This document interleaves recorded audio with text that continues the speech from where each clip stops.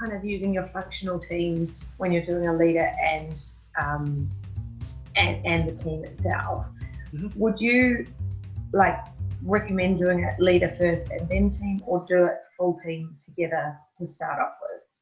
And kind of give me some examples of times where it's worked or not worked. Yeah. So first of all, it's worked both ways, and I've experimented both ways. When I first started the game, when I first designed it 4 years ago, I'd always designed the process to be leader first. And then more and more people were saying, well, we can't get our leadership team together. We can only get our team together at the same time. So just by necessity, I had to start doing it the other way. So I was able to see and experience both the ways of doing it. And I've seen it work perfectly fine both ways.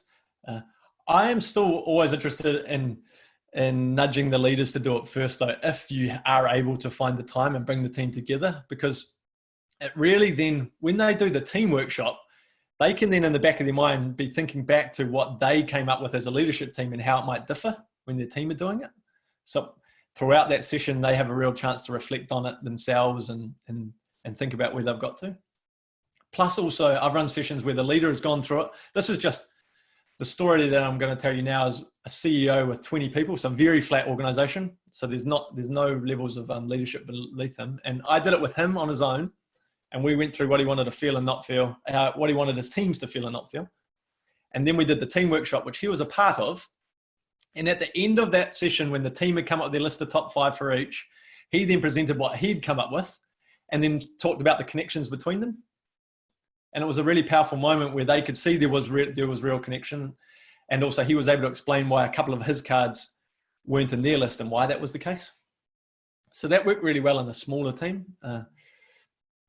But saying that, we've run really large organizational workshops where we've done it with the staff, so to speak, the teams first, and then we've done leadership later. And it just means the reflective piece is the opposite way, because as they're going through it as a leadership team, they've already experienced or seen or heard what their teams want, and then they're able to use that to inform what they come up with.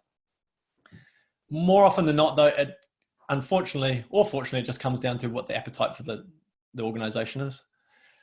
They're like, we can't get our leaders together. We can only get them together for this time. Unfortunately, the time constraints we have. So let's just do that. So you have to be willing. I've had to be willing to be real agile and then not stay so, what's the word to it? So attached to my process that I've been able to just work around it. And actually, if you open up to that and take that as a challenge and try things, you'll actually learn your own preferred way of doing it as well. The more you do it, and you might find that actually you prefer to work with the leaders first because that allows you to have other conversations at the same time that you might want to fit into what they then do in the team workshop. So I'm really encouraging people to be open to either or, and then use that to find your own sort of way through it, because your style might be different from mine. And in my opinion, that's really cool and actually important.